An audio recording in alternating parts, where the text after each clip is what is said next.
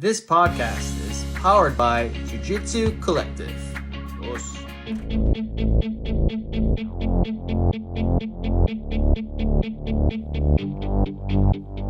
Hey guys, welcome to the We Don't Oss Podcast, brought to you and powered by Jiu-Jitsu Collective. My guest today has we haven't even really met yet. So, but I saw this really great documentary, and I was doing a little bit of a live while I was watching it, and I saw him hop on. I was like, well, this is a great opportunity to talk, so let's just chat this up. Keelan, do me a favor and just give me a little bit about your background and what your involvement with PGF is. Yeah, so I guess background is just I started training jiu-jitsu. That's how it all got started. I was just training with Brandon McCatherine down at 10th Planet Decatur. And I guess around Blue Belt, I tore my ACL and I had to take some time off. And that led to taking pictures and filming, which led to being the camera guy for Brandon, and then led to years of partnership and developing the PGF. And I guess my role at the PGF now is I'm the director of technology. So anything that has to do with the technical aspects of the production and documentary and things like that. So it's been a fun journey. And in terms of the documentary, I really wanted to do that for season 5. We had no resources or any time to do it. So we just kind of winged it and I forced it. They literally all told me not to do it, and I made it happen. I was putting cameras in some of our staff's children, their hands, like 12-year-olds were holding the cameras on a lot of those shots in that documentary. So it's we barely put it together. And as far as the editing on the post-production side, I mean, I spent 3 months just like editing. I mean, all day sometimes, just trying to get it out there because I knew it needed to go out. I knew the story needed to be told. So I think it's done well enough to where coming into this next season, all the guys, they want another one and they want it to be better. And so I'm excited to do it again with more resources and time this time. Well, I would say personally, I would love another one. You know what I mean? Like, dude, it was, if you can make it better, I don't know what that looks like, because I enjoyed the shit out of it. Thank dude. you. It was I've been grappling for like 15 years. And so, obviously, like, it's kind of like my longest, jiu-jitsu is my longest relationship. You know what I mean? Like, we've had some ups and some downs, and I wanted to break up a few times, but we stuck it out, and so, like,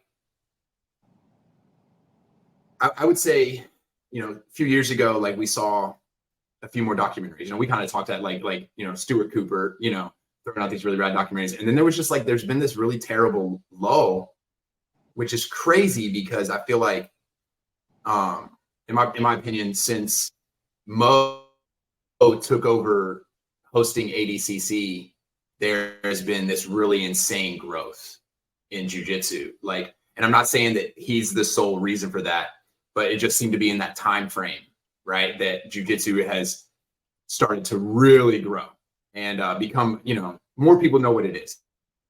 And so, like, I like knowing what people are doing. You know what I'm saying? I like seeing what other people like. It's why I enjoyed your documentary so much, because I was like, so season 5 is actually my introduction to watching PGF. And that's just because I'm literally, up until the last like 2 years, I didn't even watch competition. I'm that guy. Like, I like to play sports. I don't want to watch it. Same. If it's on, like, I'm at the bar and, I don't know anything about soccer, you know what I mean? But like, if soccer's on TV, I'm going to watch, you know what I mean? Like, I can't help it. Like, I'm going to watch, but so I don't spend a lot of time watching competition, mostly because I think for years I've like, I quit training in the gi like maybe 2 years ago.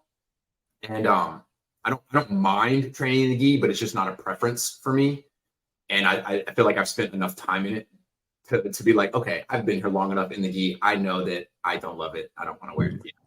So I also just didn't want to watch a gi competition. I think it's boring, you know.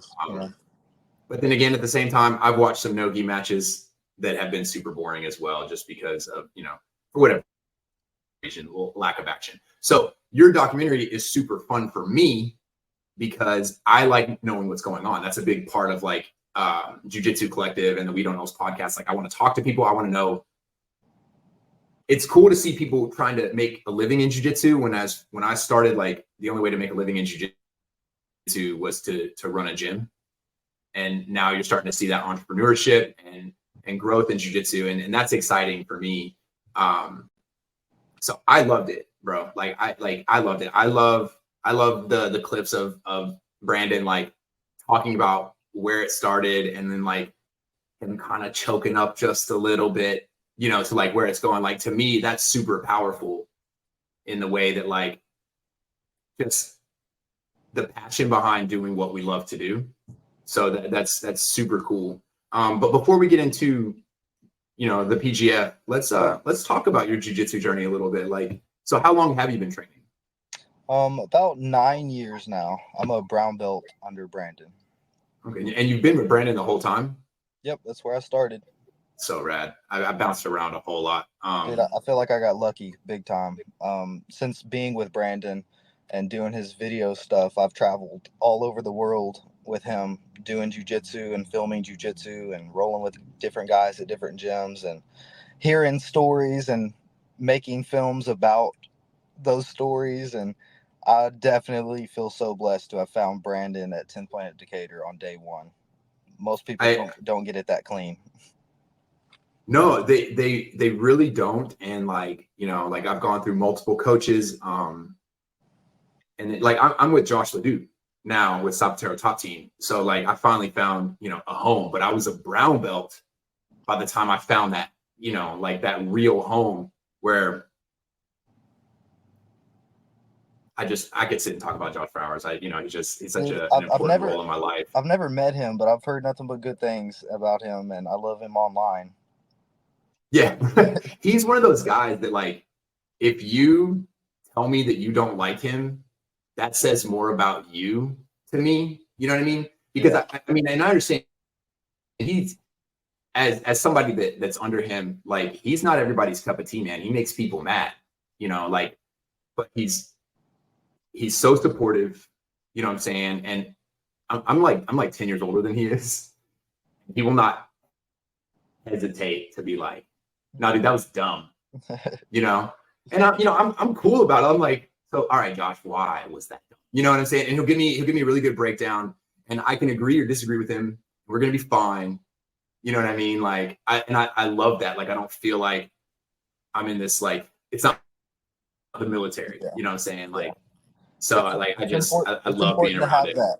It's so important to have that with your instructor when going through your jiu-jitsu journey. You know, I feel for the guys and girls out there that have had the horror stories of bad gyms or bad instructors or bad fits. You know, it's just, you know, it's good that there are different gyms everywhere though, because like you said, like some people are going to really vibe with Josh and some people won't. And, you know, some people are really going to like Brandon and some people won't. We always use Johnny Buck. Are you familiar with John Buck? Yeah. He's another one of those guys. Like, dude, some people are gonna love him, and some people don't. Like, I'm kind of that way. You know what I'm saying? You're either gonna like me or you're not. You know what I'm saying? But I'm also that guy. I'm like, if you don't like me, I don't even take it personal. Like I just don't want to ruin anybody's day. You know what I mean? So like, if I disrupt your vibe in any kind of way, bro, like we don't even have to talk. Like, you know what I'm saying? Like, go be happy, bro. Like, just go be happy. Yeah, you know? I feel lucky. I've been with Brandon the whole time. He's a great dude. The community that he's built around the gym is just so, I don't know, friendly. We're all just growing together. You know, it's a good place. Yeah. I competed early, like white and blue belt. Like whenever I first got a taste of it, I was like, oh, you know, I'm gonna compete. And like I was thinking MMA and stuff. And About, I feel like early blue belt, I believe. I could be wrong. Terrible memory here. My wife will be mad. But I think we had our first kid at about blue belt.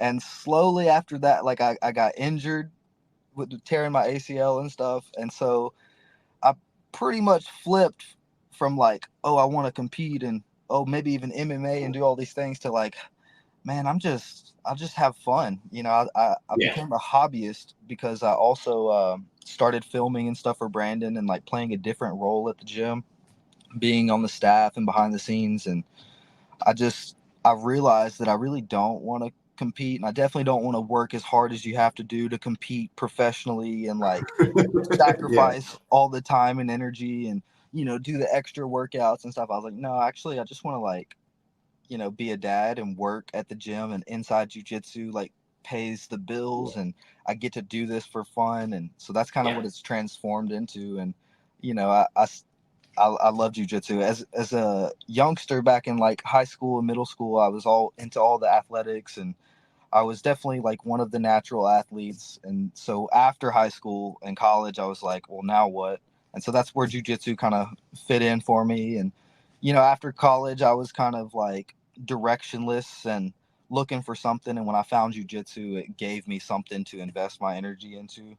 And yeah, it's been a great journey. I'd really never thought that jiu-jitsu was gonna take me to like around the world. I mean, just in the past 6 months, we've been all across Europe and Mexico and across the U.S. And just because I'm filming jiu-jitsu stuff, and I can feel that it's really starting to grow, especially with the PGF. Like coming into season 6, it's like all the momentum's different than it's ever been. It was super slow building, which was super like honestly intentional.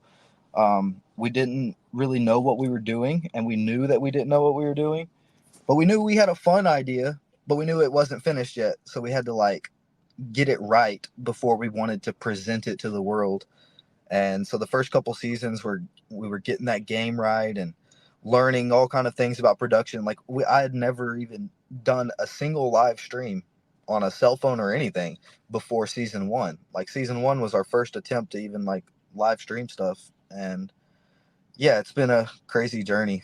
I'm It feels weird that like so many people are watching and like excited to like see it on this next season. And I know this will be like season 1 basically, like the first time that they get to see it and like what they think, you know. And I, I'm Yeah. really excited about all of that.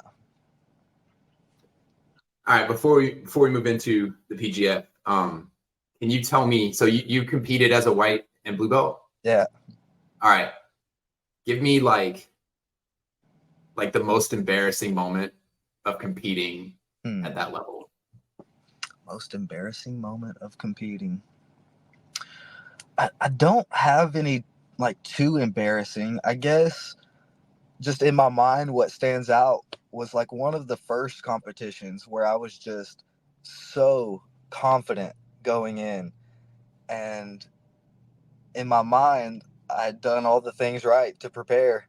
And like I was ahead of the game for the white belt competition. And I was just, it was a guaranteed victory in my mind. And I just remember getting so tired in the match that I couldn't like move how I knew I wanted to move in my mind. And like if you're supposed to shrimp and do this movement or bridge and roll, it's like I just couldn't physically move because I was so tired. And I just remember in my mind that was so embarrassing. Like just like everyone's watching and I'm sitting here looking like I'm just awful and he's beating me up, and I know that I can know what to do, but I just couldn't do it.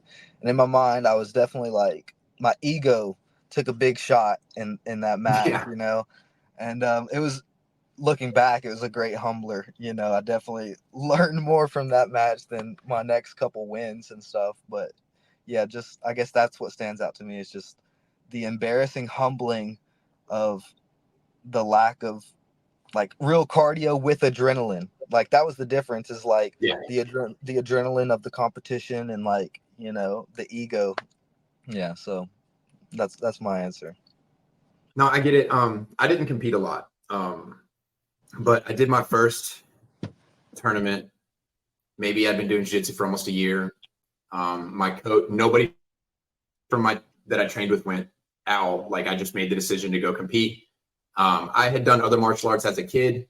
So like, I was like, I've done tournaments before. I'll go do this, you know, like, but it was like, when I was a kid, it was like Taekwondo. So it was like a forms tournament and then a little bit of sparring and, you know, but I'm like, I'm going to go. And, it was dope. I found sponsors. So I felt like super dope. You know what I'm saying? Like I got like a tattoo buddy to cover my entry fee and get me some gear. You know what I'm saying? So I felt extra professional. And like in my no-gi division, it was just, I didn't get the opportunity to get tired. You know what I mean? Like, somehow the dude kind of ended up behind me while we were on the ground. And I was like, he's holding me, but he's like passively holding on to me. And I just sit up. And when I sat up, my chin came up and he just rear naked choke. And I was just like, as I was tapping, I was so furious at myself because I was like, I just handed that over, you know? And then it was like, golly, dude, this is, you know, so this is like 14 years ago. So it's like, pretty sure it was Naga. So it was like we were there all day, you know, and I'm waiting around. And I have no wrestling experience whatsoever. And my first match in the gi, as the guy was shooting on me, my head just goes, oh, great. A wrestler. You know what I mean? Like, dude, he took me down. I don't remember how he submitted me, but it was over in a heartbeat. And I was like,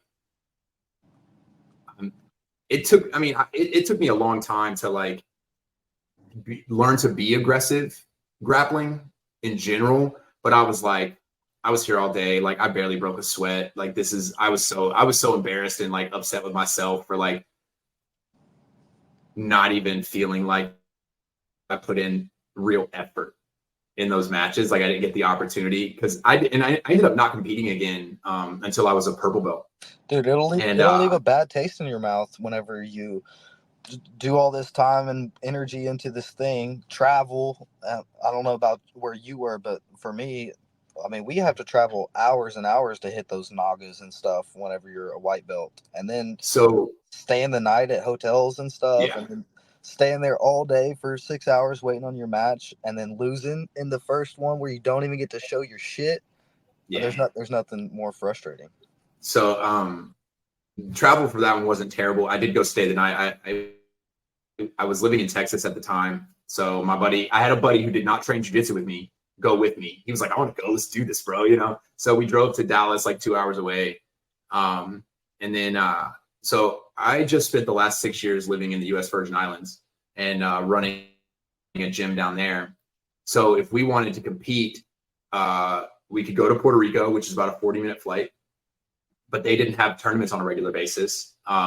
But as a coach, I loved going over there because they got great jiu-jitsu in Puerto Rico. And like we would do well. We would do well in Puerto Rico. It was super fun to go coach. But also because we were hopping over from another island, they were super stoked.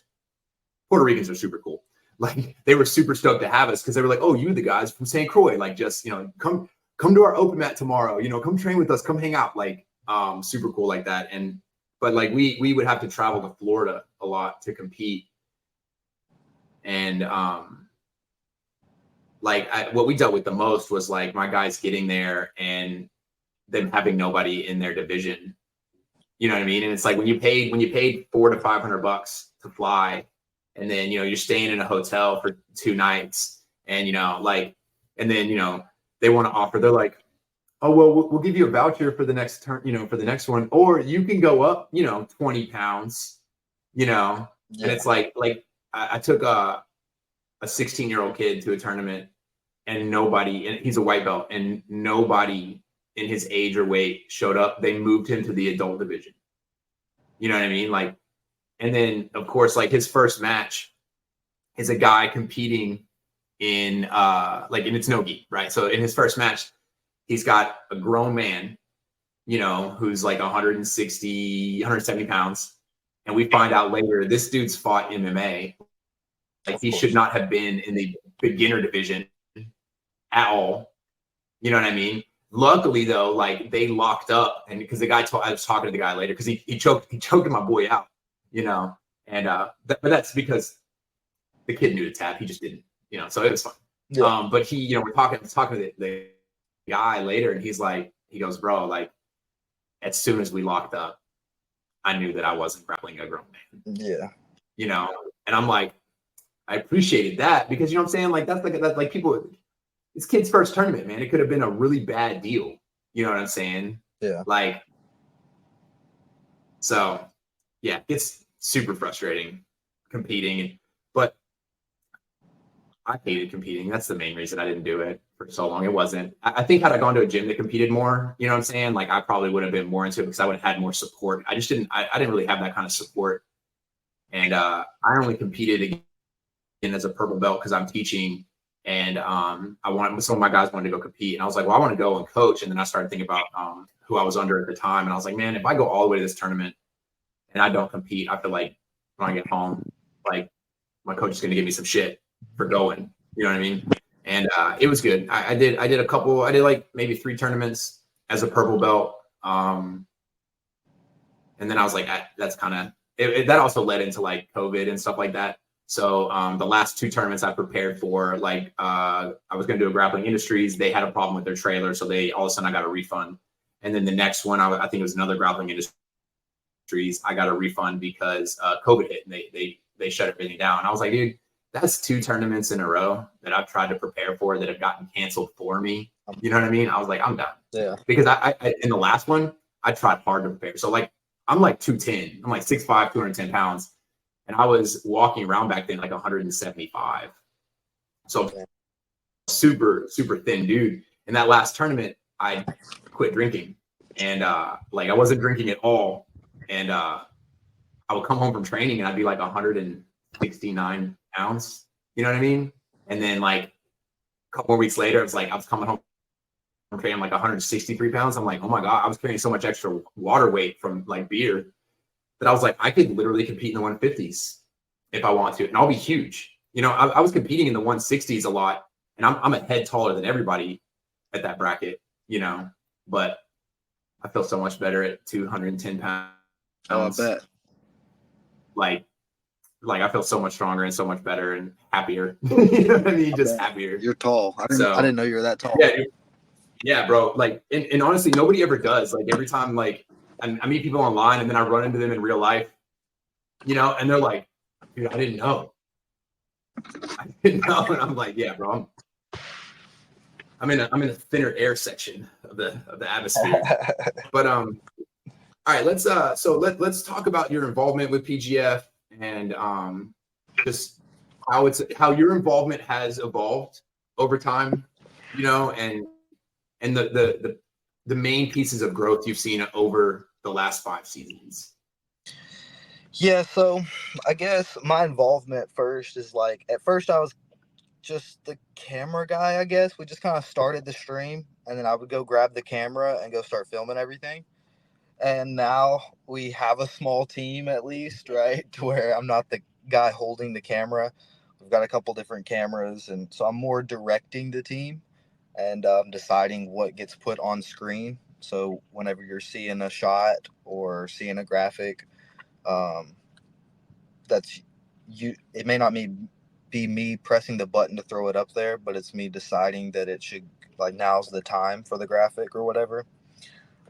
Just directing the team during the live stream, troubleshooting, and making sure that everything's running smooth on the live stream.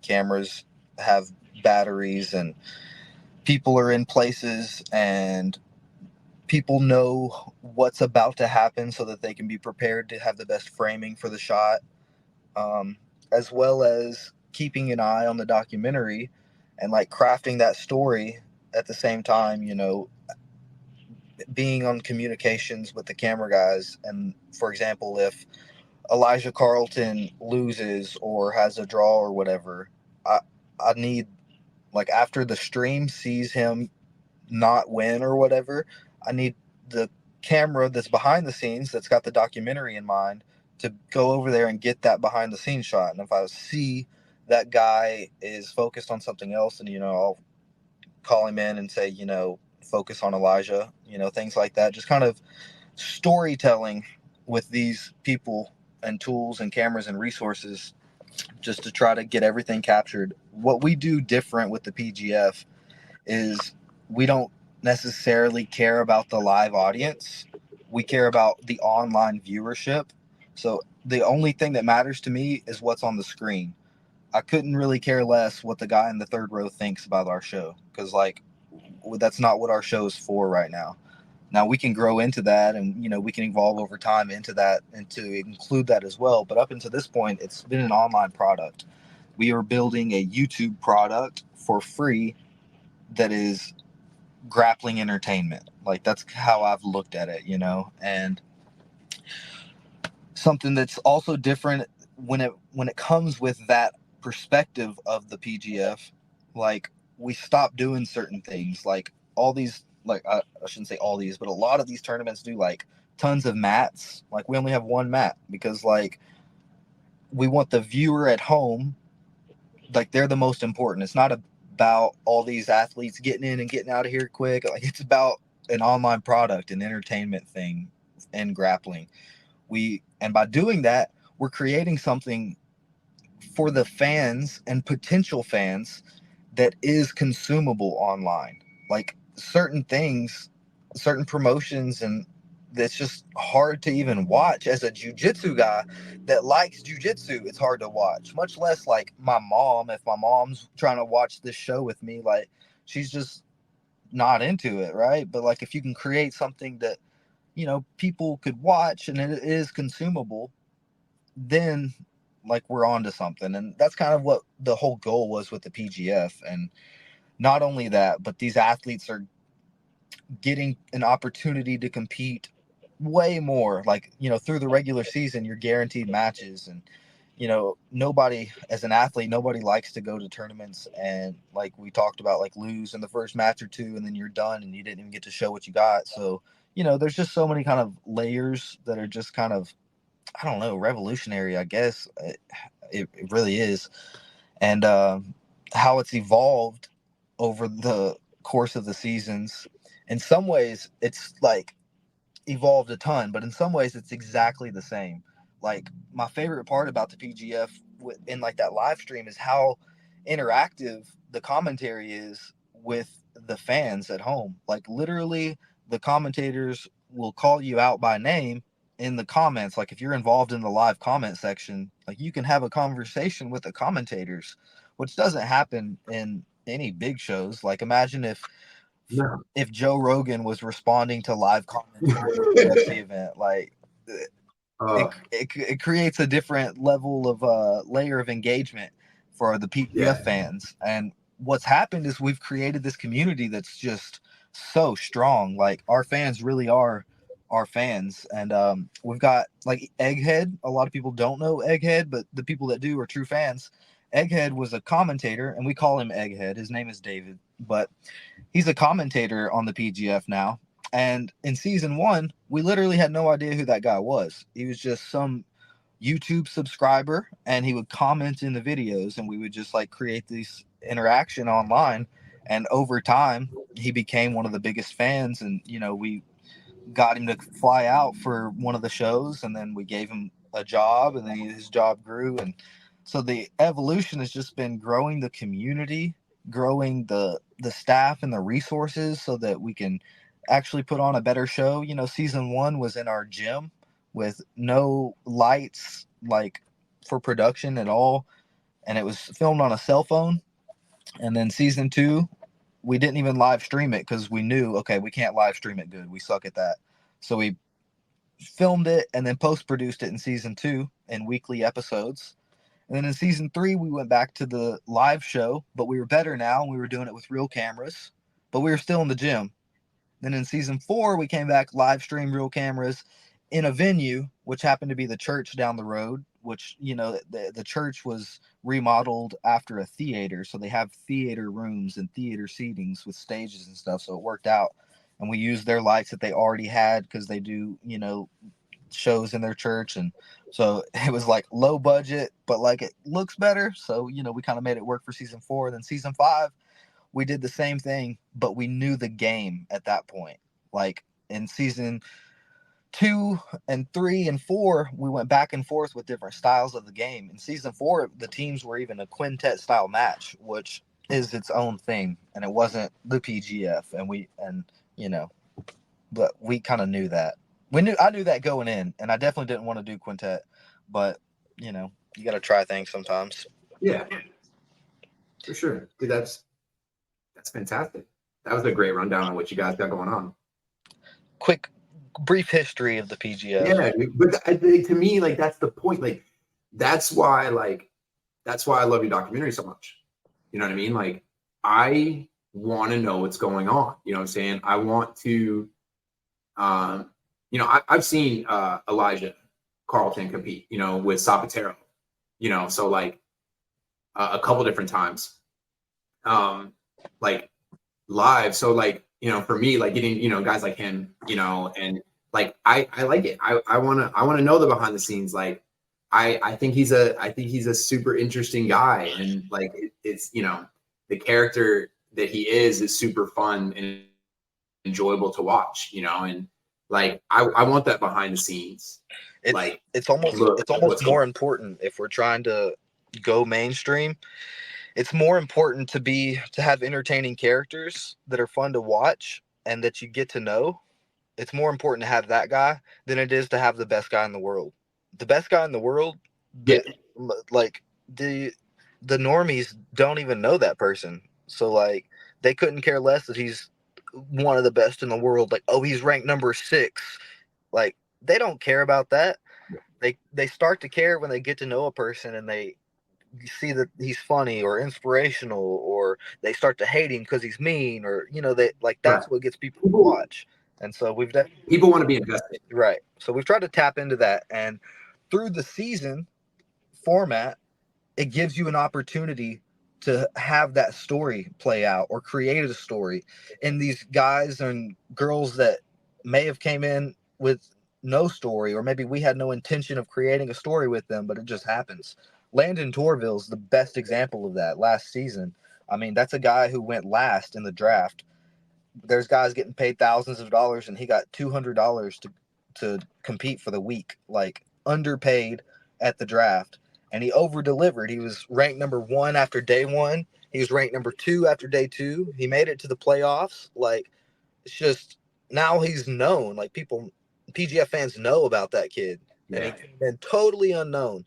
And you got, like, his chance or his match with Elijah Carlton, it had story involved because of the previous matches. It was like, oh, is this blue belt actually real? Like, we would love to see him against Elijah. And then obviously Elijah beats him pretty quick, and we realized, oh man, he is just a blue belt.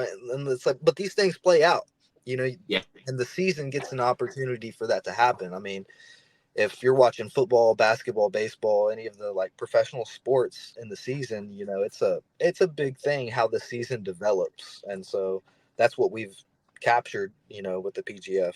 I think when grappling fans see it for the first time, it's going to change their mind about how the sport should be done. Because I feel like a lot of these new fans, because we're getting a lot of traction now that we picked up Zoltan and Heather or Grace, we're picking up a lot of fans that feel like they're in with the PGF, which is great. But I feel like a good percentage of them literally haven't even watched a show yet. And like, they don't really know what the difference is. They know that we're involved, and you can hear what we're saying, like, oh, it's a season, okay, cool. But when you watch it, like, it's going to feel different. And the fact that it's going to be streaming all week, and people watching from around the world to kind of see what's going on, I just couldn't be more excited. And being involved with Fight Pass, like, we're going to be streaming to their YouTube channel for free all week, and then the finale, the playoffs, goes to the Fight Pass, like, their app. So That's so huge. even if you're like, dude, I'll never buy a jiu-jitsu show, I'm totally against it, I'm a hater, well, this one's totally for free, and you get to watch a whole season of this action with the highest level athletes at this weight class in the world, with the best, most legendary coaches, and they're forming teams that don't exist before the season. So it's new teams, which could build tensions and rivalries or friendships that were unforeseen, and then all of this is going to play out, and one of these teams with these athletes is going to win $100,000 to share between their guys, and that's all free. You get to see all of that for free. Like, I don't know what more people want, you know? All right, tell me this. So, of your crew, like your camera crew and guys like that, call out the guy right now who gives you the most trouble, who's never looking at what he needs to be looking at, who do you have to ride the hardest? I mean, the guy that I'm going to call out, he's both at the same time, simultaneously my biggest strength and my biggest weakness, Isaac Stackhouse. I got to call him out. He's a phenomenal guy. I mean, wouldn't be here, without him. He's done a lot for the team. But last season specifically, I'm going to call him out for it. He was in charge of like updating names on graphics, and we've got all the names of the athletes on a list right next to us. All you got to do is type it in this Photoshop file and press save, and it'll update my Photoshop file for my graphic online. And I mean, I guess we found out that he's dyslexic. I don't know if I should be making fun of a dyslexic guy, but my man just misspelled like every name all season. It felt like you got one job. Actually, he had like he had 4 jobs, but That's so good. Bro, I'm gonna turn that clip into a reel. We're gonna tag him. Like, perfect. All right. So I got a section of my podcast that called Did We Just Become Best Friends? So it's like 4 or 5 random questions, and it's mostly because I just want to ask weird shit, but also like I'm slightly judging you in this situation. Okay. So but just answer the best of your ability. And if you feel like you need to explain it, you can explain it. If you could only eat one food, not food, one cuisine, right? One style of food for the rest of your life, what would it be? Oh man. I mean, I'm kind of basic when it comes to food. If I had to pick one for the rest of my life, dude, I'm just going simple. I'm going chicken, rice, and broccoli, bro. I'm so simple. Like when I do my meal preps, like I don't do variety. I'll just go simple, That's what I would do. And I would love to go like Italian food or something, but dude, I get heartburn. I'd love to go seafood, but I can't go every day forever seafood. So yeah, I'm going simple, man. I've hit that point in my life where too much tomato sauce, like tomato-based stuff, is too acidic. It gives me acid reflux, and it's so frustrating. Dude, it's rough. Because I love pizza. Like, I love bread. I love bread so much. It's a problem. And like, oh man. All right, so we can't eat together. So that causes a problem in our relationship. Dude, every time I get that kick where I'm in a meal prep, it's chicken and rice, bro. Like, and I can only do it for a couple weeks, and then I'm like, I hate this. Yeah, I hate this so much. Like eating food stops becoming like enjoyable, and it's just like a task after that. Yeah, and man, because sometimes I think there's value like in going through that kick where it's I'm eating for fuel. You know what I'm saying? Like if I'm trying to get my weight to a certain place, or you know what I'm saying, like. But I'm 41 years old, and I get this kick where I'm like, I'm going to do this. And then I'm like, you know what? I'm married. I got a kid. My belly can stay where it's at. I don't care anymore. My wife doesn't mind. She's not telling me I look fat. I don't care. You know what I mean? Like, so, all right, let's see. All right. If you could eliminate one chore from your life forever, what would it be? I mean, I've got 3 that come to mind immediately. Laundry and dishes are like the house chores where I'm like, dude, miss me with that forever. I'll pay real money to get that shit done. My wife, shout out to you, babe. You're the best. As far as my work chore, man, just editing. That's like editing that documentary. I get so much joy on the last 10% of the edit, But the first 80-90% of the edit is just work. It really is. It's like, it's a lot of work, and I feel like I've done it so many times. I've made thousands of videos to where it's like I know exactly what I need to do and what needs to be done. If I could just prompt an AI editor to do that first bit and like talk my way through it, that'd be so nice. I would definitely, Yeah. I would get down with that. Which AI is coming a long way, and I can see a day where that's a thing for sure.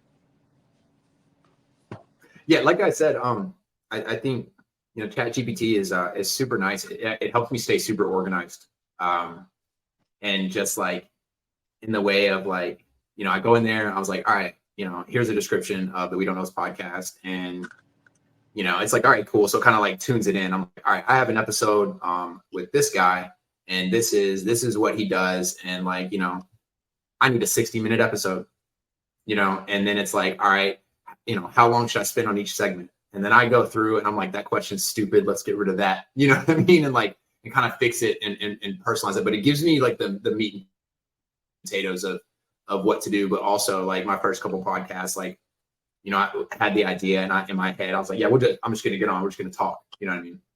But you get off track and it's so hard to like follow back in. But like, I can kind of follow my notes as you're talking. I'm like, all right, cool. Like, like Keelan just covered this section. You know what I mean? Yeah. Playing with it is super nice for sure. I used ChatGPT quite a bit. I mean, just in general over the last like year for sure. But in that documentary, I mean, have you played with any of the like creating a GPT agent? No, not yet. So I've created a couple agents, and basically all it is like a little subsection of ChatGPT where you get to train it on some stuff, and it'll remember it. And I trained it like you can upload documents and um, give it stylizations and preferences and all that, and it'll never forget it. So you don't have to like keep kind of like setting up your questions and stuff.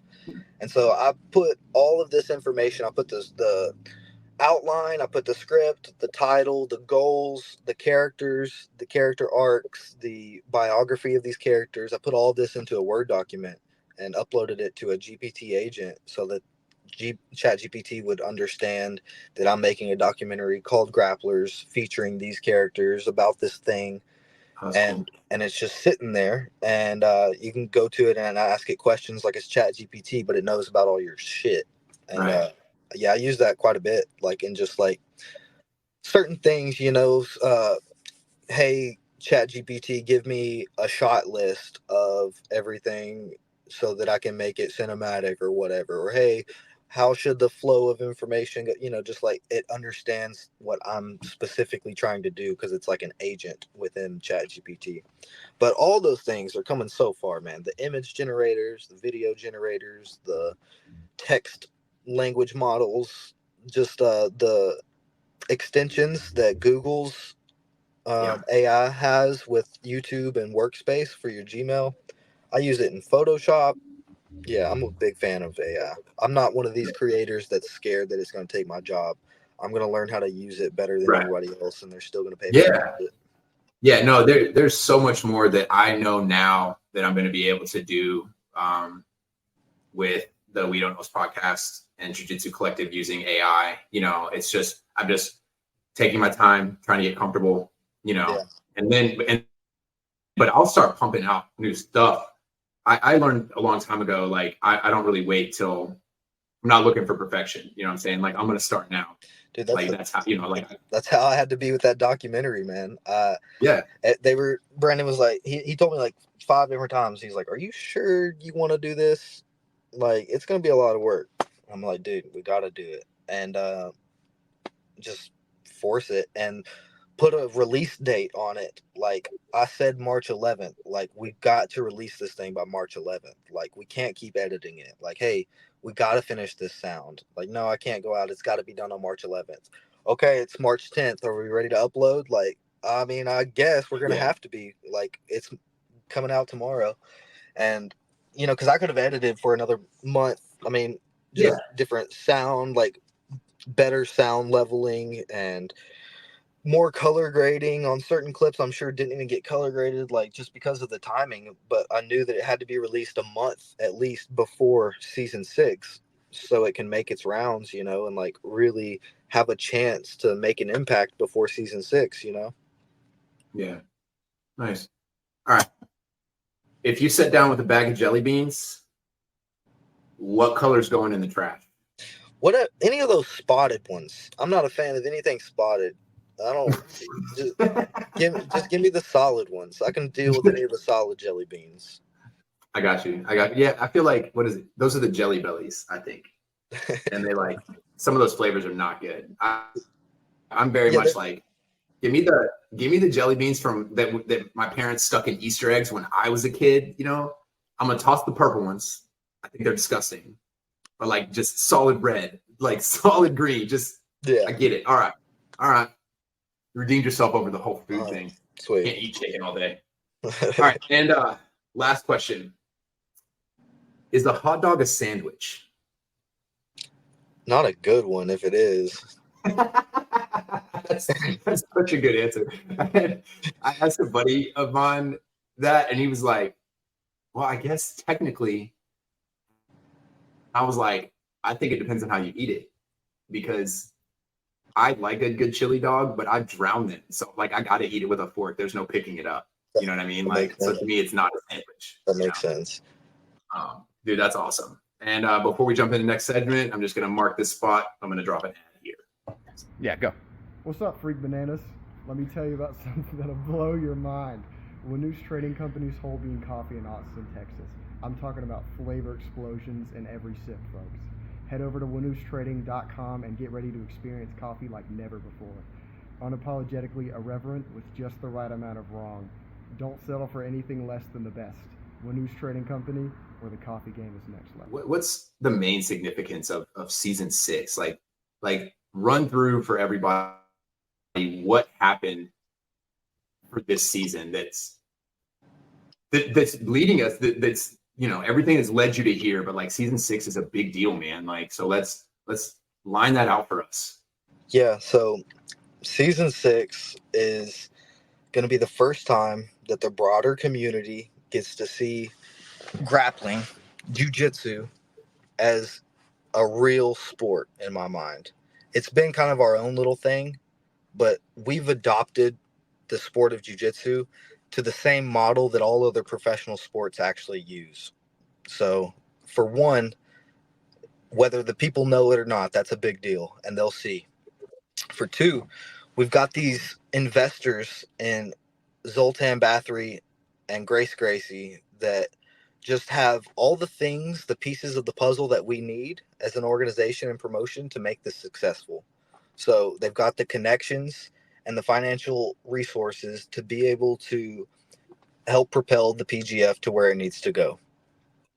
Not only that, but through those connections that they've gathered for us, we've been able to get 4 of some of the biggest names that you could possibly get in the sport of jiu-jitsu as head coaches for the teams. We've got Roger Gracie, the GOAT. We've got Andre Galvao, one of the GOATs. We've got Eddie Bravo, the godfather of no-gi jiu-jitsu. And we've got Higa Machado, one of the best records in all of jiu-jitsu history. I mean, it can't get any better. And these guys are head coaches that are going to be picking their team in the first ever official draft for jiu-jitsu, where these new teams with these amazing athletes are going to compete in a full season of high-level grappling, where the top 8 are going to go to the playoffs in a single elimination bracket where only one man will be left standing. There's going to be over $150,000 in prizes in jiu-jitsu. That's a big deal. Everyone that's a part of the season gets paid a salary from the draft, and it's going to be a big stepping stone in the evolution of jiu-jitsu. We're going on UFC Fight Pass. It's going to be really, really fun, entertaining. The Shark Week of jiu-jitsu, a marathon, a gauntlet. I'm super pumped to see who's left standing. Dude, I'm so excited. Like, I'm just getting more excited thinking about. I love seeing jiu-jitsu move to a place where people can make a living. You know what I'm saying? I feel like everybody deserves the opportunity to make a living doing the thing that they love to do. You know? Yeah. That's super exciting. What do you think? So we're going into season 6, right? Like, where do you see PGF going in the future? Like, what do you think season 6 is how is season 6 gonna propel you into season 7? It's gonna, because like you said earlier, right? Like, this is almost like season 1 again. Yeah. You know what I mean? Like, so what do you see changing, in the future? Well, I just see the continuing of this evolution that the PGF is doing. Like, I feel like the future of the sport includes 3 things. All right. It includes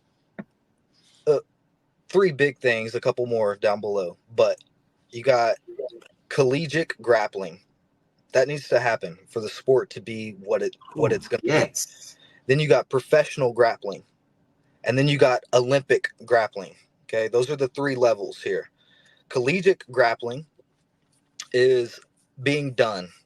It's already in process. USA Grappling and a couple of those guys are doing some really cool things, and college grappling is going to be a thing one day, like a big deal. Professional grappling, where just like the NFL, if you look at like the paperwork, the NFL is not a sports league, it's an entertainment league. All right, there's a difference. And that's where the PGF fits in. It's like the NFL. And I think ADCC is like the Olympics, right? So you got collegiate grappling, where in high school and as a kid, you can do jiu-jitsu. Tons of kids are getting into jiu-jitsu, and you can do all kinds of tournaments and competitions and amateur bouts, and then you go to college, you could get a scholarship to go to college to do jiu-jitsu, to be on the college jiu-jitsu team. And then after you graduate from college, you get drafted into the PGF. And then you sign a contract where you're a rookie athlete, and then eventually you become a veteran and like you're a professional grappler in the PGF.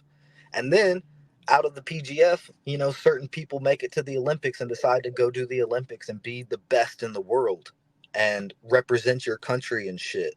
And that's where you go, do ADCC. And all the other ones in my mind are like, I don't want to say like D leagues and amateur stuff, but it, kind of like based on that like model that the sport needs. So that's kind of what I think the future holds with the PGF. Dude, as soon as you start talking about like collegiate level, I was like, so I got an 18-month-old, you know what I mean? And I'm like, and I when we got pregnant, a lot of our friends, and people that knew me, they were like, oh man, your kid's gonna be a savage, like your kid's gonna be a killer. And I'm like, bro, I've been doing jiu-jitsu so long now that like, when I started jiu-jitsu, the idea of my kid doing jiu-jitsu sounded awesome. But like I've been doing it so long now, I realize like, like training through injury and things like that, like, like I do jiu-jitsu because I love it. You know what I'm saying? Like, and I know that I love it because I will train injured, or I will show up when I can't train and things like that. And it's like, I would love for my son to be interested in jiu-jitsu, but like, I also am at a place where like, it's more important to me that he loves what he does. You know what I mean? Like, yeah. But holy shit, if that kid could go to college to do jiu-jitsu, to grapple, like submission grappling, I can't, like that was the thought that I had never considered, like because as soon as you said college, I was like, oh my gosh, there's going to be scholarships. Yeah. Scholarships to go to college doing something that you've been doing your whole life. And that happens, right? You got baseball and football, you got kids that have been playing something, you know what I'm saying? Like, but like, it never even occurred to me that could be a thing. And I've considered, like, I've tried to, it should be. I've tried to get myself into schools, like, like private schools and stuff like that as a coach, be like, hey, like, if you want to offer jiu-jitsu a couple of days a week, things like that. Cause I, obviously, you do it long enough, you realize the benefits from many different facets of like the benefits of grappling. So dude, I love that, like the way you explain that, like how that positions, the PGF. I think that's just, dude, that's perfect. Before we wrap up here, just like, because we haven't dropped the name of the documentary at all, but it's Grapplers, No Gi, No Money. Is that right? That's it. Grapplers, And, live on Fight Pass and YouTube right now. and it's on BMAC's YouTube channel, correct? Yep. We'll be posting it to the PGF's YouTube channel soon. We didn't post it there originally because there's no reach on that channel right now. It's a new channel. Yeah. Brandon's got over 100,000 subscribers, so we capitalized on that.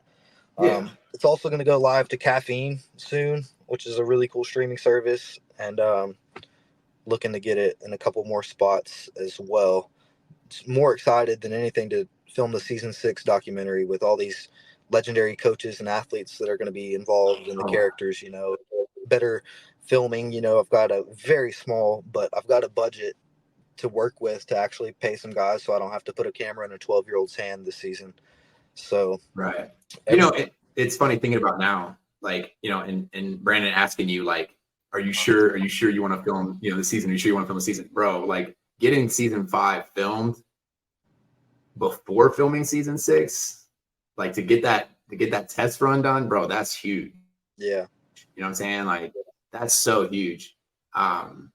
Man. Yeah. All right, final question. If you could travel back in time and witness any moment in jiu-jitsu history, what would it be? Man, I mean, probably just UFC 1, man. To see Royce Gracie do his thing at UFC 1, I mean, like live there. Yeah. I mean, that would have been incredible. So my introduction to jiu-jitsu was my buddy put in, and I don't remember which one this is, so maybe it was 2 or something like that, but it was the second, no, it wasn't 2, it was a little further along. It was the second match between Ken Shamrock and Royce Gracie. And it was like 45 minutes of Ken Shamrock and Royce Gracie's guard, and Royce Gracie just like heel kicking him in the kidneys. And I'm like, this is the most boring thing I've ever watched in my life. And then I did jiu-jitsu like a few years later. And I remembered that match and I went and rewatched it. And it went from the most boring match to that is the most exhausting thing I have ever seen in my life. You know what I mean? Like, but I've had Sean Dougherty on here who fought in UFC 3. He's a good buddy of mine, and it's real cool. Like, he lived at Ken Shamrock's house, and like getting to hear those old stories is super cool, man. Yeah, dude, you have any final thoughts or anything you want to shout out to anybody? I guess I'll just quickly say, just Grapplers, No Gi, No Money is live on YouTube. Go watch it. If you are a fan of grappling at all, I guarantee you will enjoy it. And even if you're not a fan of grappling, I got a feeling you might enjoy it as well. So, Agreed. Yeah, go check that out. 100% agreed. Thank you for having me on, man. Bro, dude, thank you so much, dude. I'm a new podcast. You know what I'm saying? Like, and I mean, Jiu-Jitsu Collective is not a small page, but podcast is new, so it's. Like I said, man, I want to talk to people. I want to see what they're doing. You know what I'm saying? And so, dude, thank you so much for your time, bro. For real. Like, this was super enjoyable, man. My pleasure, man. I'm excited for just jiu-jitsu's growth. It's not, you mentioned like when Mo got involved with ADCC and stuff. And I mean, what ADCC's done is just so big for the sport. And, what Eddie's done with EBI and CJJ and what IBJJF and PGF and all these promotions, what everyone's done, like plays a role in this thing, Yes. And absolutely. I'm just super pumped to like for the PGF to be like making any waves in the pond at all, and like just trying to like help in some way push jiu-jitsu forward in the evolution and like eventually make it a professional sport where some lucky professional jiu-jitsu athletes can make millions of dollars like these other athletes, No, and like, man, I know I've said this multiple times, like, I really enjoyed the shit out of your documentary. But I love that like that stuff is out there now, like that documentary is out there, and it's like people are going to be able to go back and watch it because right, like we, when you really get into something, you do get interested in the history, you know what I'm saying, and the fact that like there's documentation of PGF and such in it's huge, very early years. That's so big.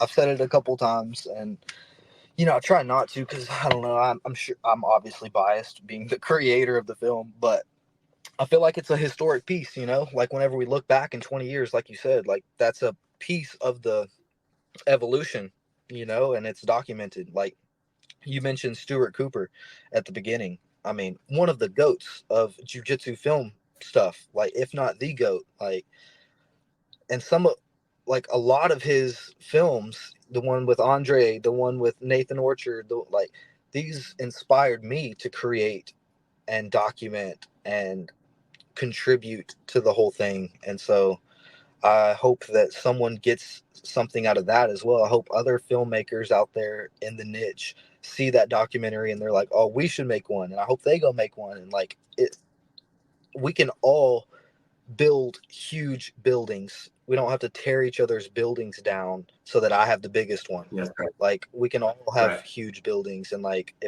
if we all kind of just stay together in jiu-jitsu as a community and really all work together to push this sport into mainstream, it's gonna happen.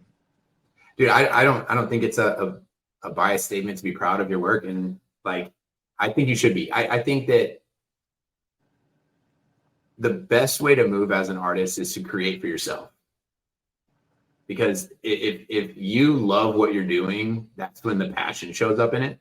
You know what I mean? And if you're creating for other people, you're never going to be happy. Yeah. You know what I mean? So dude, be super proud of that work because it's fucking good. Thanks, it's just that simple, dude. It's so good, dude. But Keelan, I enjoyed the shit out of this, dude. And we'll do it again, man. We'll catch up maybe after season 6. And good, where do you live? I'm in South Carolina now. South Carolina. All right. Yeah, I'm in upstate South Carolina, close to Clemson University. Nice. Well, maybe we'll see each other in the real world one day. Yeah, brother. Love to get you over there at the PGF just to make some content that week or one day if you're available. Yeah, dude. Welcome to come out. Yeah, I gotta get. Yes, that would be fantastic. Be fantastic for sure. All right, dude. I appreciate it, man. Thank you. Until next time.